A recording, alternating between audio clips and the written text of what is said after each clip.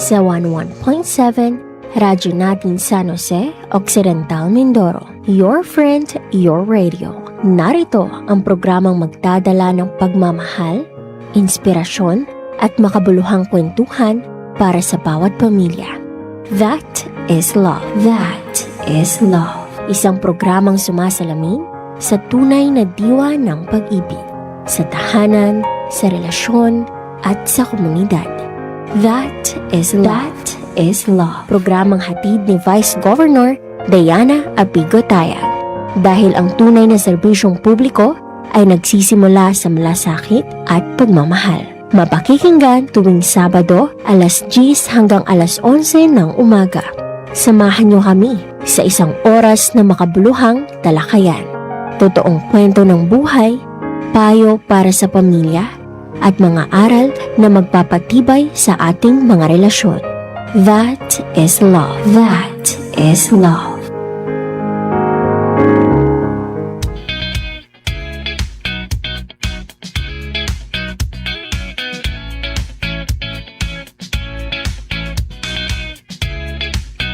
Good morning! Good morning, good morning, good morning, good morning, good morning! Magandang umaga po! Magandang morning sa lahat ng mga nakatutok po sa atin sa programang That is Love. Programang hatid po sa atin ni Vice Governor Diana Apigotayag at ng kanyang pong opisina para sa mga friends natin na nagnanais na makapagbahagi ng kanilang mga kwento ng buhay at syempre makapagbigay ng inspirasyon para sa mga abangan nating topic ngayong araw na to at pag-uusapan natin. Diba? Katuwang natin ang ating Vice Gov sa mga ganitong klaseng programa. Gusto niya meron daw someone na makikinig sa mas malalim na kwento ng buhay ng ating mga kaibigan, ng ating mga kababayan. Kaya nandito po ang ating programang That is Love. Ay, nako po. Wait lang pala. Tayo ay mag-audio check muna. Nag-audio check. Kasi kanina nagkaroon kami ng technical problem. Hindi ko alam kung saan ulit nag-start yon, pero baka sa mga kalikot na naman. Si Candy kasi makalikot. May ginawa lang ako kahapon, pero hindi ko alam na baka naka-apekto siya. No? Nilagay lang ako, ewan ko. Dapat talaga hindi ko na pinakikialaman. But anyways, sana okay po yung mga nanonood sa atin sa Facebook Live. Pahingi naman po ako ng comment dyan. Kung okay po yung ating audio ngayon, kanina nagkaroon ng problema. Baka sa start nitong ating live na to, medyo may konting diferensya, pero lahat original, hindi pirata. Baka ganon, no? Pa-comment down kung okay na po ang ating audio.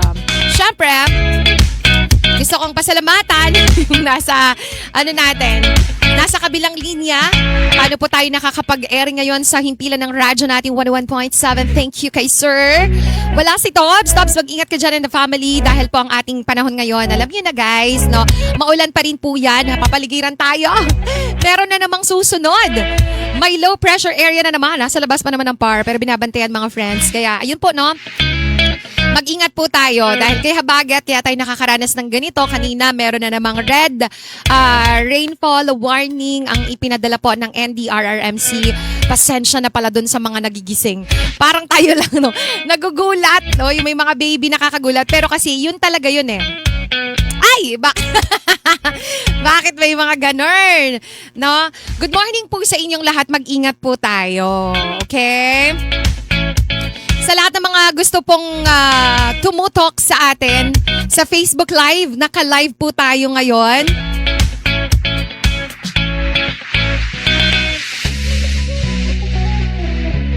Yon, naka-live po tayo ngayon sa radyo natin 101.7. Ang Facebook page pala natin ay, teka lang ha, 101.7 radyo natin San Jose. Yon, pagbati natin ng good morning kay John Mer Estrimos.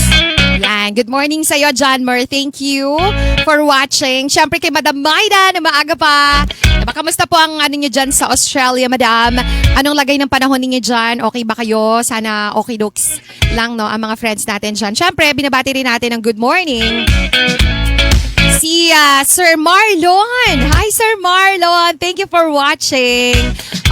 I-share nyo na po yung ating live para dun sa mga friends natin kasi napakaganda ng story na i-share natin ngayong araw na to sa inyo. Ito ay para sa magkaibigan na magkaaway before tapos naging sila din pala. Ayan ang sinasabi natin sa hula. Yan ang aabangan po natin sa ating That is Love Story. Pero syempre bago po natin puntahan yan, mag-share muna tayo ng ilang mga ganap ni Vice Gov kasama ang kanyang tanggapan itong mga nakalipas po na week. Ano ba mga ginawa ni Vice? Syempre isa sa mga activity niya this week ay ang serbisyo caravan sa sitio Ulanguan sa may Barangay Baran, Santa Cruz. Diba, kahit may bagyo at suspended yung mga classes nitong mga nakaraan po, no? Kasama yung ibang mga tanggapan ng pamahalaan, tinuloy pa rin po nila yung paghahatid ng serbisyo like medical assistance. Kasama din po doon yung pamamahagi ng iba't ibang mga kits, no? Binhi, veterinary services, national ID registration, hygiene kits, yun nga sabi natin kanina, at iba pa pong mga programa na makakatulong sa ating mga katutubong alangan. At patuloy din na pinapakita ng buong Sangguniang Palalawigan ang suporta sa mga Mindoreño nating nagbibigay ng karangalan at syempre karangalan, no? Sa atin pong lalawigan. Kasama na dyan si Matthew Allen Austria, kinongratulate, no? Ni Vice Gov, kasama ng ating mga bukal. Si Alan po ay ang kakatawanin ng ating kakatawanin niya. Kinatawan yun, para mas madali. Siya po ang kinatawan ng Occidental Mindoro for Mr. Icon Philippines 2026. Yeah, maliban sa kanya, marami pa. Meron pa si Jonah Beth, 'di ba? Si Eliza Cruz, sino pa ba? Sobrang dami, no? Nakakatuwa kasi paano na padagdag na ng padagdag yung mga sumasali sa pageant na nakakaabot sa national pageant at international pageant, 'di ba? Ginudlock din ni Vice si Jonah Beth, Mrs. Jonah Beth para sa Mrs. International, no, na laban niya ngayon. Nasa si Madam, nakalimutan ko na kung anong bansa ang kinaroroonan niya ngayon. Pero good luck to you, sis. Good luck sa Team Philippines. Syempre po, nakiisa rin si Vice Gov. Ay, wait lang, bago yon. Syempre yung pagkilala, no? Nagbibigay din ng ating pamahalaang panlalawigan ng pagkilala sa ating pong mga kababayan, kagaya po ni Charlene Don Ligaya. Siya yung nakakuha ng Thesis of the Year Awards sa ADB JSP. Kasabay din noon, this week, nakiisa rin si Vice Gov sa stakeholders meeting on the Hag Industries sa Sablayan po kung saan tinalakay nila yung mga hakbang para maprotektahan ng industriya ng pagbababuya dito sa atin. No? Kabilang din yung pag-iwas sa swine fever. Siyempre, kahit na tayo po ay swine fever free na, dapat patuloy pa rin yung mga hakbang na ginagawa ng ating pamahalaan para ma-sure na hindi na ito babalik. No? At iba pang mga issue or mga kumbaga may kinalaman, no, sa kabuhayan ng ating mga hog racers. Samantala nung sinagawang 53rd regular session ng Sangguniang Palalawigan, naaprubahan at tinalakay naman po yung iba't ibang mga mahalagang panukala daw at kasunduan na nakatuon of course, no, sa mahusay na pamamahala, digitalization, kasama na din dyan sa kabuhayan, education, at iba pang mga programs, no, para sa ating mga kababayan dito sa Occidental Mindoro. Naipasa rin daw ngayong linggo yung ordinance na higit na magpapalakas sa sexual harassment at sa human trafficking. Okay.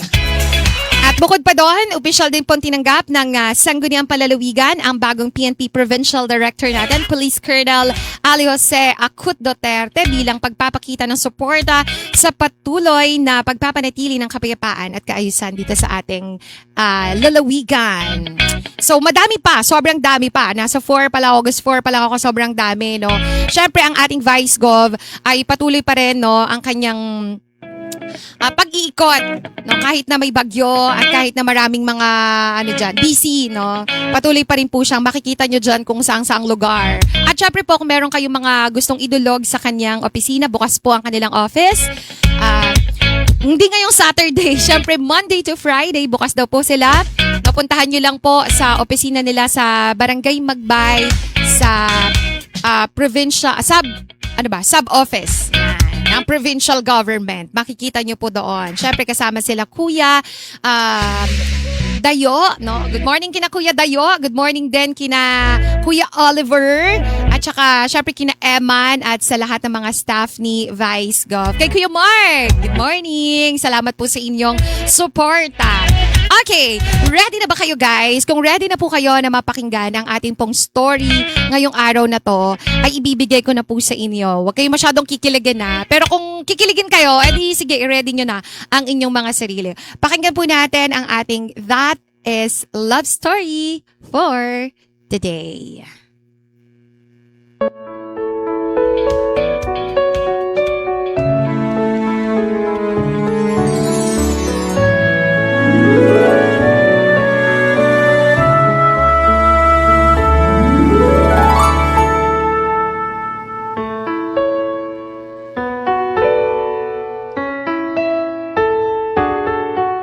Dear DJ Candy, at sa programa mong That is Love.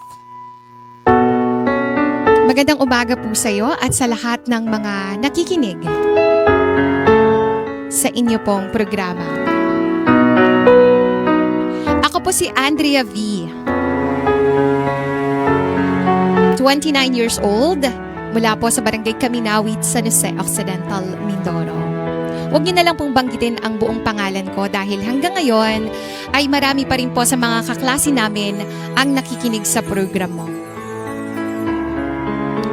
Candy, kapag may nagsabing baka sa huli, kayo rin na magkatuluyan ha.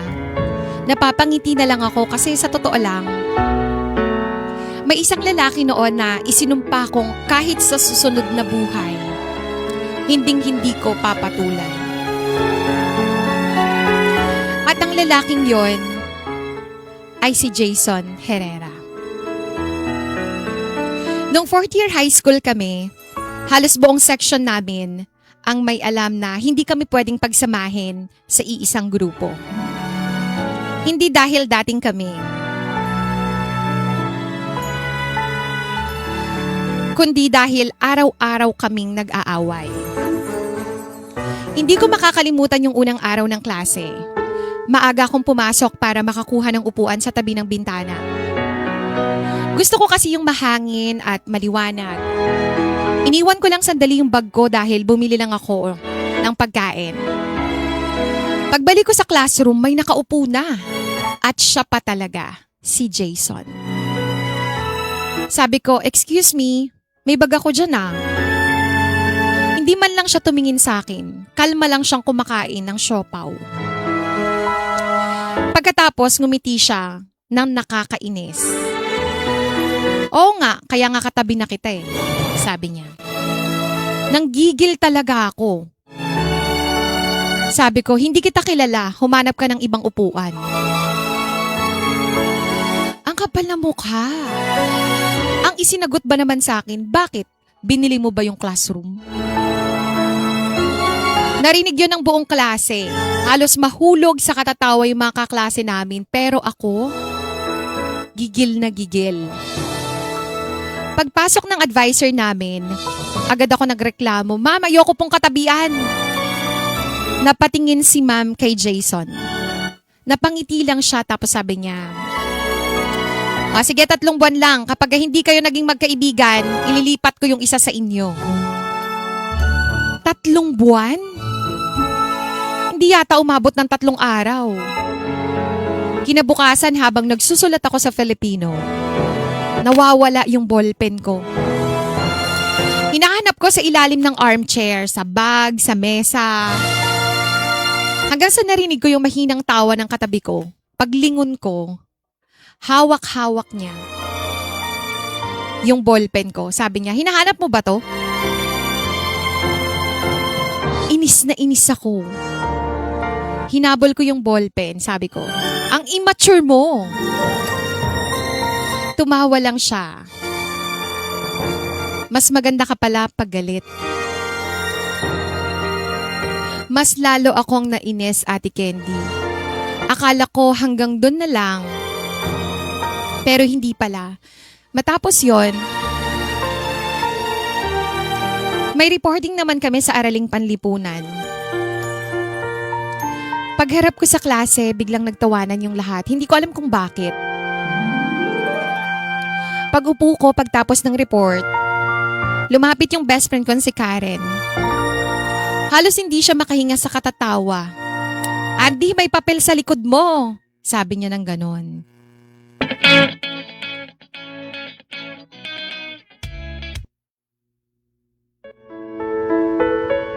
Pagtingin ko, may nakadikit na bond paper at ang nakasulat, gamit ang pentel pen, single ako.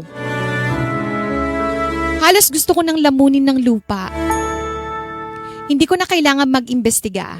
Alam ko na agad kung sino may kagagawan nun. Si Jason lang naman ang may lakas na loob na gumawa nun. Pag uwi ko ng araw na yon, sinabi ko talaga sa nanay ko, Ma, kapag nagka-boyfriend ako, hindi ko talaga gagawing boyfriend yung Jason na yon. Taray. Pag naging boyfriend ko yung Jason na yon, huwag nyo na lang akong kausapin. Natawa lang si Mama. Sabi niya, Nak, huwag kang masyadong magsalita. Baka kainin mo ang sinasabi mo. Tuwa naman ako kay Mother. Ako lang ba yung kinikilig? Kinikilig din kayo dyan, type kilig. Ituloy natin yung story.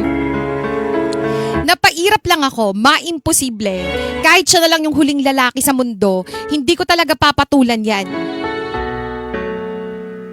Kung alam ko lang. Makalipas ang ilang buwan, may nangyaring nagbago sa lahat. Nagpabago sa lahat. Field demo namin para sa Foundation Day. Araw-araw pagkatapos ng klase, halos hindi na kami umuwi agad. 3:00 pa lang ng hapon, nakapila na yung bawat year level sa quadrangle.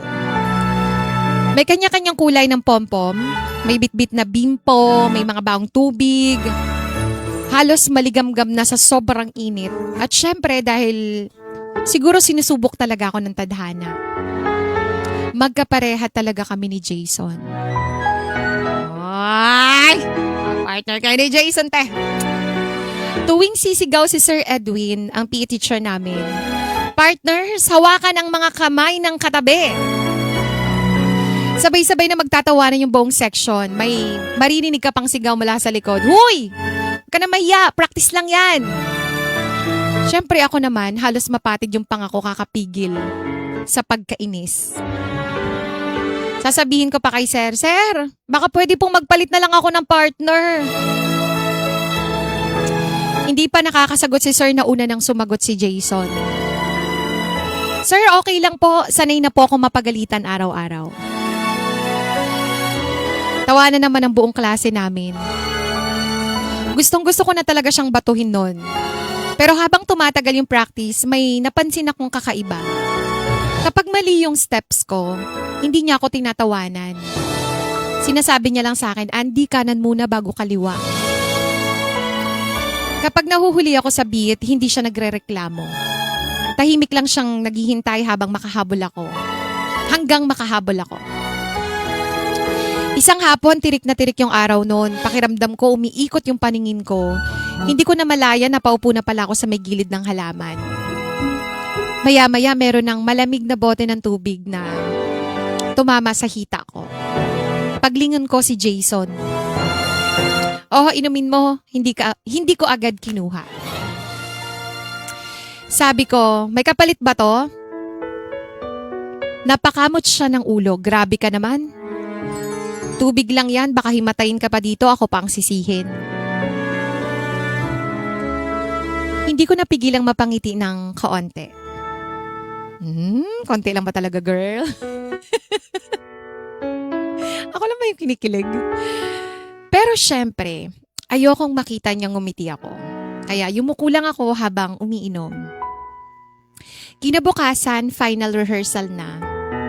Mas seryoso na yung lahat, wala nang asaran. Kailangan kasi perfecto na eh.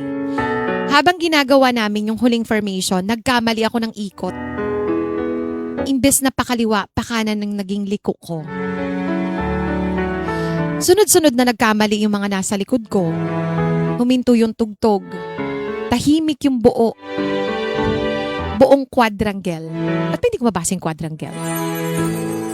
Rinig na rinig ko yung boses ni Sir Edwin. Sino ba yung unang lumiko? Walang umimik. Ramdam ko ang lahat ng mata ay nasa akin. Pero bago pa ako makapagsalita, narinig ko si Jason. Sir, ako po yung nagkamali. Sinundan niya lang po ako. Napatingin ako sa kanya. Alam ko nagsisinungaling siya. Hindi siya talaga yung nagkamali dahil ako yun.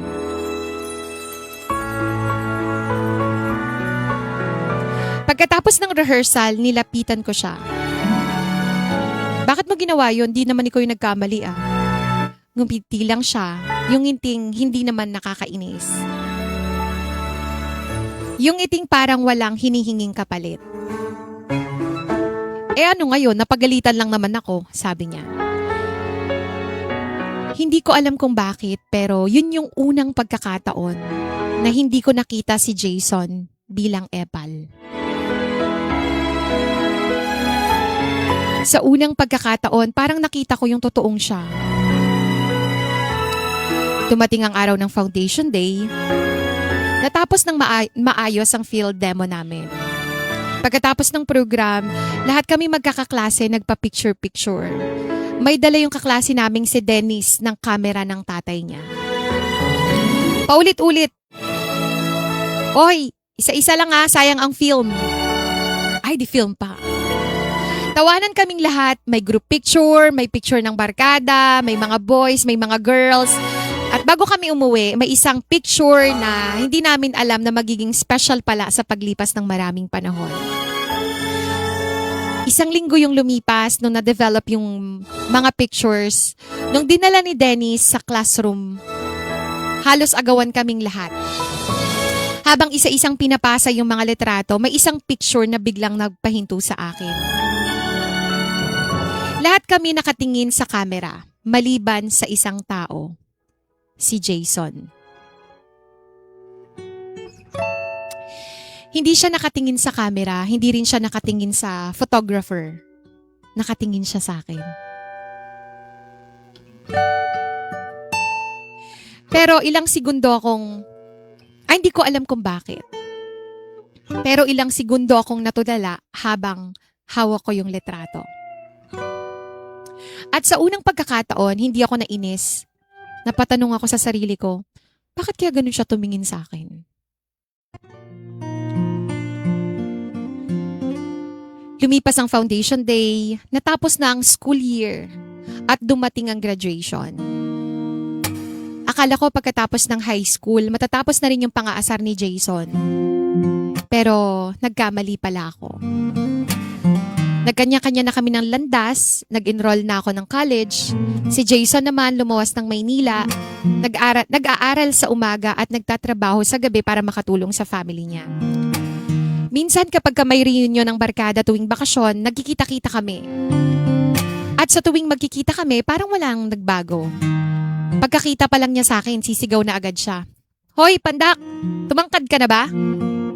Sasagot naman ako, ikaw, pogi ka na ba? Tawanan yung buong magbabarkada. Minsan nga sabi ni Karen, kayong dalawa, tumanda na lang talaga, hindi pa rin natatapos yung away, Pero ang hindi alam ng barkada, habang tumatagal, hindi na ako naiinis. Nasasanay na akong marinig yung pang-aasar niya. Kapag hindi siya nakakadalo sa reunion, parang may kulang. Kapag wala siyang banat, tahimik yung barkada.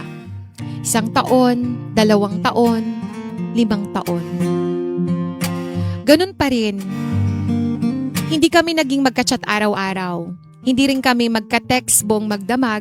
Paminsan-minsan lang kapag birthday. Simple lang, happy birthday pandak. Wag ka nang dumami. Isang beses naman, birthday niya, nag-text lang ako, happy birthday, sana tumino ka na. Yung reply niya, salamat, ikaw sana tumangkad.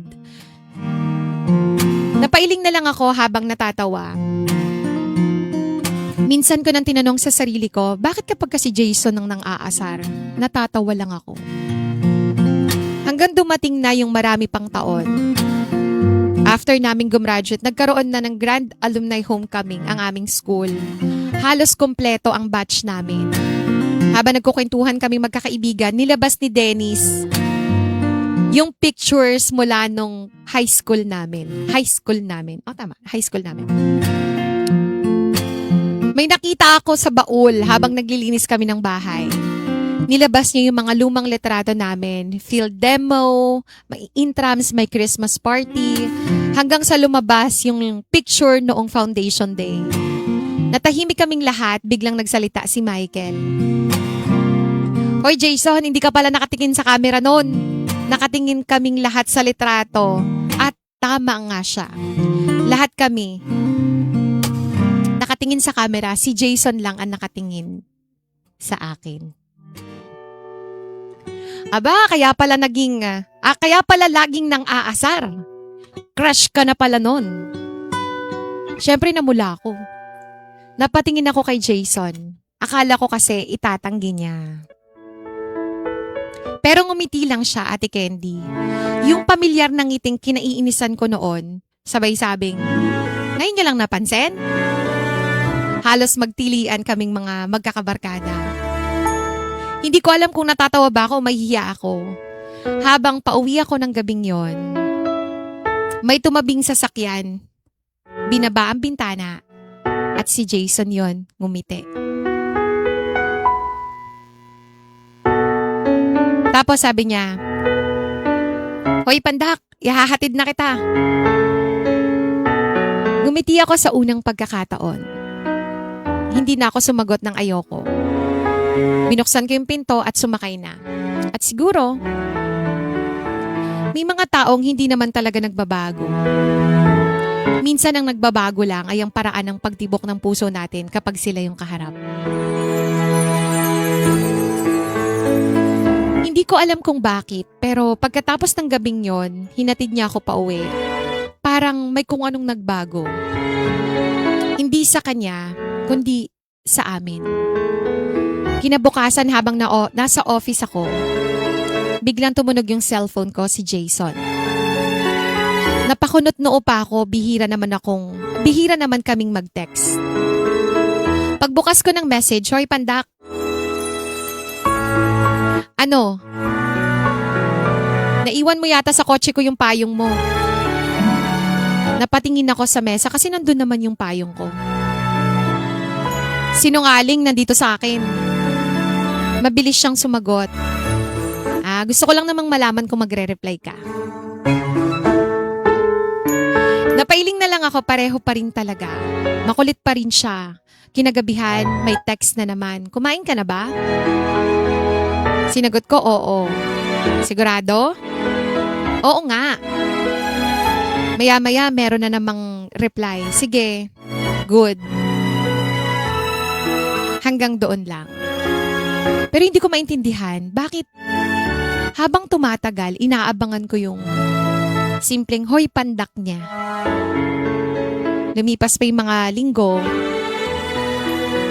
may ipapadala siyang picture ng paborito kong hopya. Minsan naman picture ng fishball. May caption lang na naaalala kita. Siyempre, hindi ako magpapatalo, magre-reply ako.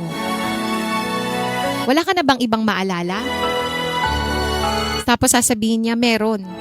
Kaso ikaw muna. Kinikilig ako. Hindi ko alam kung biro pa ba yun o may gusto na talaga siyang sabihin.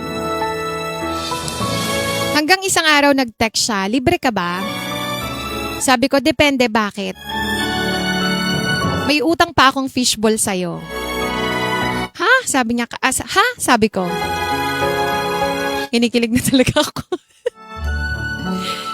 Ang reply niya, nung high school, hindi lang natin nabayaran, sabi niya.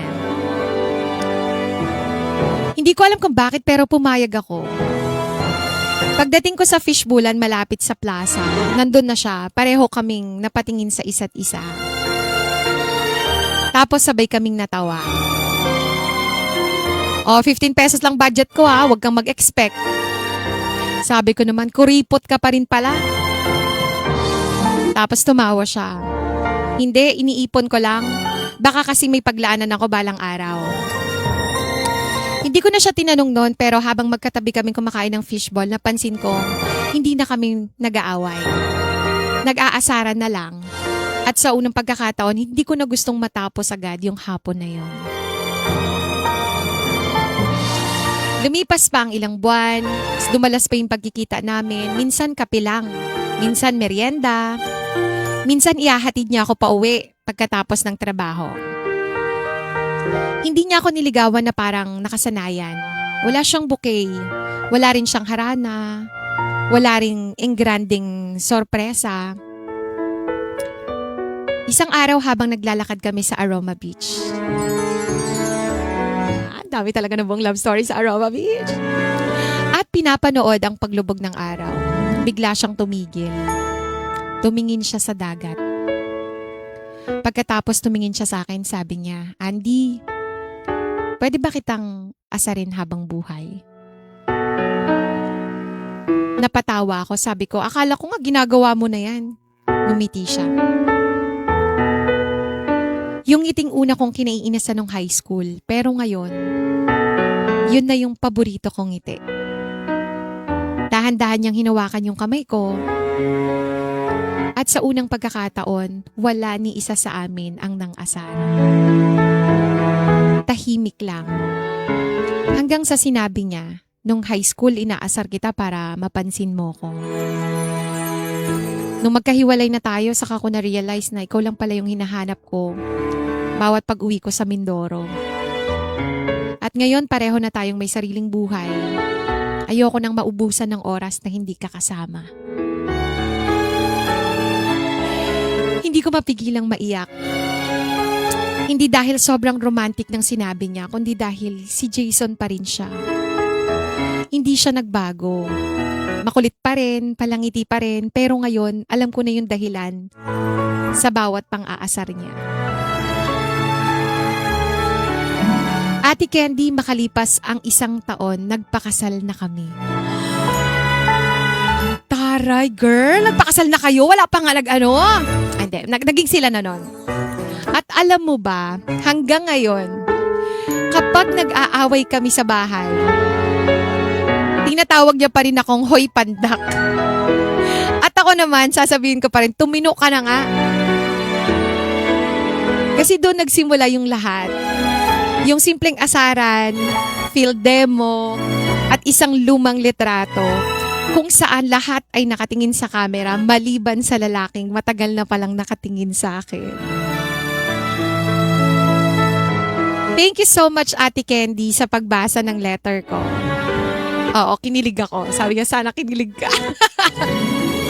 Kung may natutunan man ako sa pag-ibig, ito siguro yon. Minsan ang taong akala mong pinakaayaw mo, siya rin pala ang taong pinakamatagal nang ipinagdarasal ng puso mo.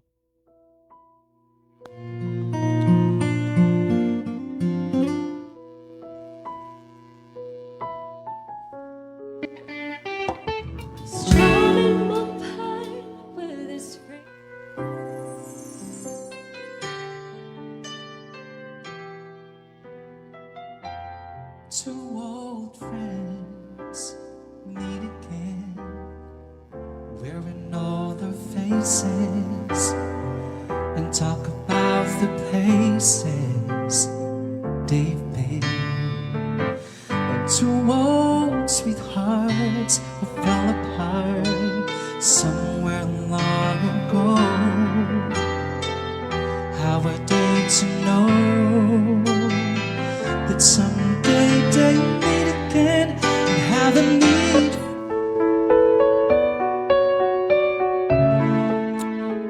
So guys, habang nagpi-play tayo sa radyo, no? Nagpi-play tayo ng music. Hindi na natin ipi-play yung music dito sa Facebook Live kasi paggagalitan tayo ng ating Papa Meta, Lola Meta. Kaya dito muna tayo, magchichikan muna tayo mga friends. Pwede kayong mag-type ha. Kung meron kayo dyang mga comment dito sa love story ni na Jason at saka ni Andy, kinikilig ako. Grabe naman yung dalawa na yun. Type lang kayo dyan kung ano yung gusto ninyo. Pwede rin kayo magpabate ha. Tatapusin lang po natin yung ating song sa radio, tas babalik tayo maya-maya. Okay? Chikadora lang kayo dyan. Uy, meron pa tayo. Time check tayo, 10:43. Babalikan natin later, alligator yon pagkatapos ng isang song. Napaka-perfect ng song. Gusto ko sanang i-play din dito sa, sa Facebook Live. Kaya lang di pwede eh. Maano tayo, ni Meta. Remember, yung mga namin before, yung page namin before, dun yun. Kasi may mga songs na piniplay. Bawal, di ba? Ayaw ni Lola Mets. Okay. Uy, good morning sa inyong lahat. Nag-enjoy ba kayo sa kwento ni Andy at saka ni Nakakatuwa, Saan kaya sila banda naga-fishbula? At saka true nga, marami talagang nabuong love story sa Bakit dun, Kasi ang romantic kapag palubog yung araw. Tatandaan ko, doon ko rin yata sinagot si Tata. Oo nga, promise. Kasi iba yung dating kapag may sunset, di ba? Pwede rin namang sunrise, pero mas maganda yung sunset, di ba? Teka lang guys, dyan lang kayo.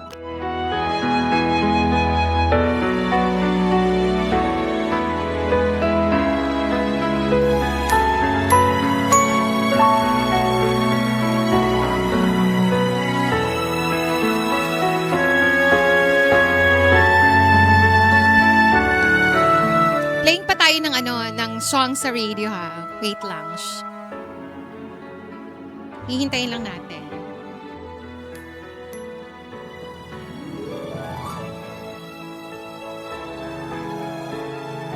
Uy, good morning. Good morning. Oh, buti na lang kinilig daw. Si Sir Maynard. Good morning, Sir Maynard.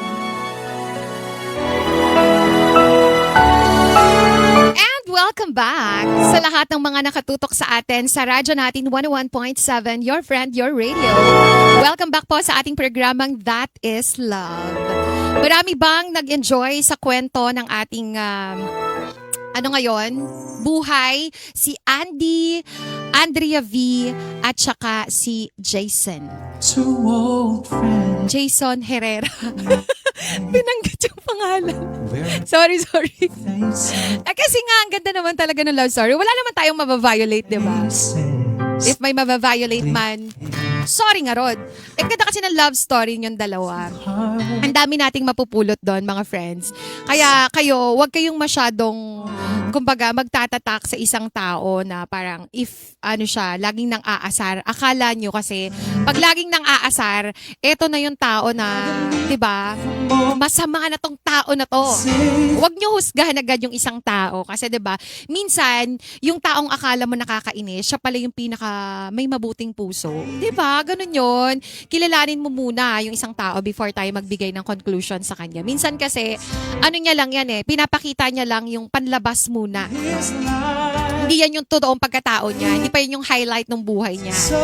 Hindi lahat din daw ng pag-ibig ay kailangan madaliin. Kasi kung makikita natin doon sa story, yung pattern, yung life nila, nag-start nung high school pero hindi nila pinilit. Diba? Merong mga taong dumarating na maaga pero hinihintay pa rin talaga nila yung tamang panahon. Kasi may right time talaga para sa pagmamahal. At least inuna muna nila yung kanilang pag-aaral and then yung trabaho and then after nun, sila pa rin talaga. Diba? And then, ano pa ba? May mga maliliit din daw na bagay na bumubuo ng malaking pagmamahal. Ano yun? Di ba? Yung nakakakilig. Minsan nga, yung pang-aasar, pagbibigay ng simpleng tubig, panlilibre ng fishball, diba? Simpleng pangangamusta, yan. Paghatid pa uwi, di ba? Yung mga ganon. And isa pa na mas natutunan ko talaga dito or nakuha ko dito, na malaki talaga yung factor ng pagkakaroon ng or pagsisimula ng isang relationship kapag nag-start kayo na maging magkaibigan.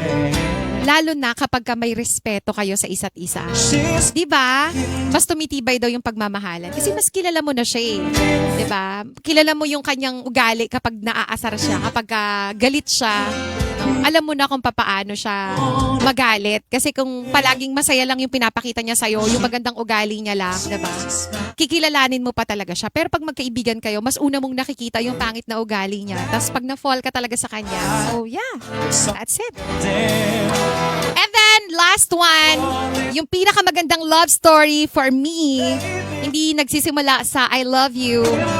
Sometimes, nagsisimula to sa, alam mo yun, hoy, pandak. Mga asar. Di ba? Malay nyo naman, yung mga tumatawag sa inyo na, hoy, pangit. Ay, ganito, di ba? Minsan sinasabi lang nila yun pero hindi talaga yun yung totoong nararamdaman nila. Parang magpapapansin lang sila. Yeah. Sige nga, switch tayo. So, paano mo malalaman kung may gusto talaga sa'yo ang isang tao? Tingnan nga natin. Kung meron sa ating mga friendship ang makakakuha. Kung paano malalaman ng isang tao na may gusto sa kanya ang isa pang tao. Okay, syempre, hindi lahat ng sweet, seryoso ha. Don't get me wrong, baka mamaya, uy, may gusto sa akin to kasi lagi ako minimessage eh. Uy, may gusto sa akin to kasi palagi tong nang-aasar sa akin eh, no? Hindi naman lahat, no? Kasi meron din po talaga ng mga tao na magaling din silang magbigay ng effort, no? Pero ginagawa nila yon hindi lang sa'yo, kundi sa lahat. Mali mo ma-effort sila sa lahat. Kaya huwag ka masyadong magpapadala sa mga matatamis na salita. No? Obserbahan mo muna kung paano niya tratuhin ikaw paglipas ng maraming panahon. Kaya nga hindi siya minamadali, di ba? Kasi mali mo, sabi mo lang, mga ilang weeks lang, uy, nag-effort siya sa akin, di ba? Napupuyat siya dahil sa akin. No? Pupuyatan kayong dalawa. Hindi mo alam, may napupuyat din pala siyang iba. So, hindi lahat, okay? Kaya dapat ay, check mo muna, kapatid. Tingnan mo daw yung consistency niyan. No? Hindi lang daw yung intensity. Ay, I love it, di ba? Kasi madaling maging sweet sa umpisa pa lang. Kapag ka tumatagal na, may mga taong hanggang dun lang yun eh. Di ba? Gusto lang nila maging sweet sa start. Pero kapag nakita nila, no, ayaw ko na to. Ang tagal naman pala nitong si Yue, di ba? Pag matagal, tapos ayaw na sa'yo, di ibig sabihin, hindi siya consistent, di ba? Alright? Dapat pareho pa rin daw yung respeto, yan, sa oras, at yung pag-aalala niya sa'yo kahit na lumipas na yung ilang buwan. Ganun yung kapag seryoso at may mahal ka talaga nun. Pero kung linggo-linggo lang, no? Minsan nga kahit buwan, nag-e-effort talaga eh. Pero doon mo malalaman, yung consistency talaga. Yun ang babantayan mo kung may nagpapakita sa'yo ng special na pagtrato. Okay? Meron pa. Tandaan mo rin daw na ang taong tunay na merong gusto sa'yo ay i-respect nito yung boundaries mo. Diba? Hindi kanya pipilitin, hindi kanya mamadaliin talaga. Hindi niya pagbumukhain na parang, oy, nilibre ka tanong nakaraan eh. Tapos ngayon ayaw mo sumama sa akin, diba? Parang may utang na loob ka pa sa kanya. Diba? Hindi niya ipaparamdam yon sa'yo. Yung mga effort niya, walang singilan yon. Kumbaga, bukal sa loob niyang ibinigay yun sa'yo. Whether sagutin mo man siya or hindi, diba? Mag-reciprocate man yon or hindi. Basta kung anong binigay niya na effort at pagpapakita ng magandang sa'yo, bagay sa'yo, nasa kanya yon kasi gusto kanya. Okay? And syempre, mag-ingat ka sa red flags, ha? May mga red flags yan, kapatid. Kung mabait siya sa'yo, pero hindi siya mabait sa ibang tao, alam mo na. May mga ganon. Tatandaan mo kapag palaging nagsisinungaling, no? Nahuhuli mo. Tapos sabi mo, ay hindi yon kasi nahihiya lang siya kaya siya nagsisinungaling. No, red flag yung mga ganyan. Bantayan mo rin, ha? Yung mga taong di marunong tumupad sa pangako, like palaging-palagi, diba? Tapos may history ng panluloko, mag-ingat ka rin. Yan, diba? Pagkatapos natin ma-in love, bigla nagbibigay-bigay dito ng mga...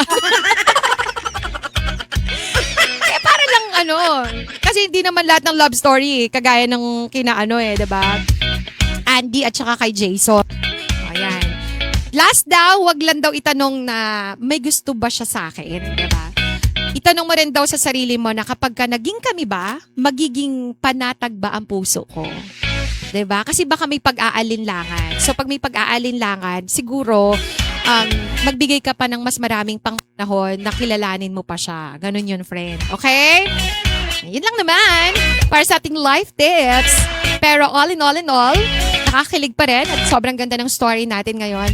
Sir Maynard, good morning sa'yo. Kay Briones Limuel, good morning. Kay Kuya Ogie Moralia, good morning. Kay, hindi ko mabasa yung kanyang ano. Sorry, sabay yung mga ibang lengguwahe. Hindi po natin mabasa. Sino to? Si Real ba to? Hindi eh. Basta yun. Sopetran Pinye. Sorry, di ko mabasa yung pangalan mo. Rai ba yan? Good morning po. Tamang pahinga lang. Katatapos lang po magtinda ng taho. Yan. Good morning sa'yo. Good morning sa mga friends natin na busy pa rin sa kanilang mga hanap buhay kahit ganito yung panahon natin. Ha? Good morning. Legit yung the more you hate, the more you love. True. Sa true talaga to. The more you hate, the more you love. 'Di ba? Si Akira. No, si Kuya Ferds naman, good morning. Tita Candy, good morning, Kuya Ferds. Thank you for watching. Nilalamig ako kanina kasi ganito ako. Tapos ngayon naman, naiinitan na ako. Bakit? Papawisan na yung kilikili ko. Napawisan ako sa love story natin. Teka, meron pa. Kay Kuya Ferds, ayun. Good morning sa lahat. Good morning sa mga nanonood sa atin sa Facebook Live. At syempre, gusto natin pasalamatan ang ating Vice Gov, no? Para sa programa po nating That is Love. Sponsor niya po ito. Dahil sabi niya, maganda daw na magkaroon ng isang programa na merong lalapitan yung mga kababayan natin, no? Meron silang masasabihan, may share ng story nila in a different level. Diba? Para makapagbigay ng inspirasyon, no? Makapagbigay ng advice kung nangangailangan sila ng advice. At syempre, yung mga story ng buhay naman nating lahat is meron yan, somehow may mga lessons tayo na natututunan. So maganda na meron daw platform na magagamit para ayun nga, magkaroon yung mga friends natin, no? Especially mga taga-Occidental Mindoro, ng kanilang pwedeng pag-sharean ng story. So wag po kayong mahiya if ever meron kayong story, whether yan po ay nakakakilig, nakaka-inlove, or medyo mabigat sa pakiramdam. Huwag kayong mag-alala. All is open, no? Or lahat po ng story natin ay pwede po. Bukas po yan. Kaya huwag kayong mahiya. Magpadala lang po kayo ng inyong love story sa atin pong programa, no? Sa That is Love. Kung gusto nyo po na nakapapel, nakasulat, go ahead. Pwede yan. Dalhin nyo lang sa 3rd floor ng Solid Building, Bonifacio Street, San Jose Occidental, Mindoro, Philippines. Or pwede rin naman mag-PM sa amin dito sa Facebook page namin, no? Or sa email namin, rnsj101.7@gmail.com. Ipadala nyo lang po ang inyong love story. Hanggang sa susunod na programa po natin, mga friendship, nagpapasalamat po tayo sa lahat ng mga nanood sa atin ngayon at syempre sa atin pong Vice Gov, Diana Apigo-Tayag at sa kanyang mga staff. No, maraming salamat sa pagsuporta po sa ating programang That is Love. Oras natin sa buong Pilipinas, 4 minutes to go before 11 o'clock.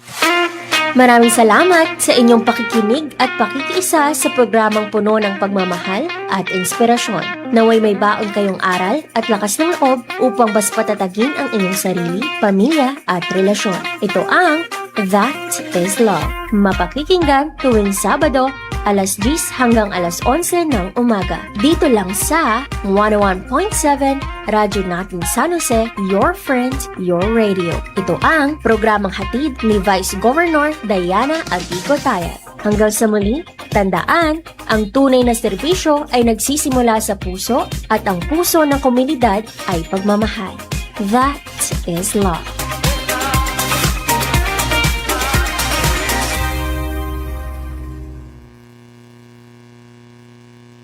Thank you so much. Bago po ako mag-end ng live natin, pero nakakata po tayo sa radio. Gusto ko lang batiin ng good morning si Kay. Hi, Box. Good morning to you. Babati daw yung kapatid niya na kilig, si Jairus Kindap. Yan. Happy listening. Thank you so much. I-end ko na po yung live natin, ha. Pero nakakat na po tayo sa radio. At syempre, gusto ko ding batiin ng happy birthday pala. No, ngayong araw na to, ang aking pamangkin na si Ira Joyce Barbosa. Happy birthday to you, B. I love you. And tomorrow, birthday ng aking kaibigan best friend ko, si Manilyn Uy Salazar. Happy birthday to you, be. I'll see you later. Kung may alligator. Salamat, guys. Bye!